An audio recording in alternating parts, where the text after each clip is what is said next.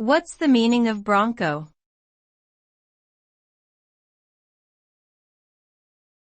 Bronco.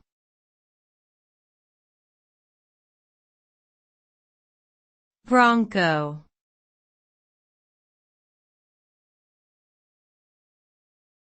Bronco.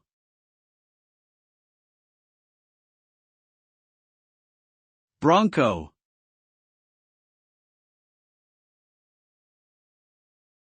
The term bronco typically refers to a wild and untamed horse, particularly one that is difficult to train or ride.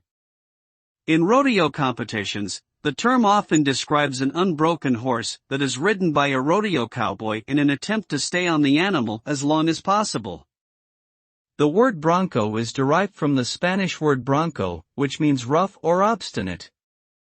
This term has become synonymous with the American West and is a symbol of the rugged, independent spirit that is associated with the region.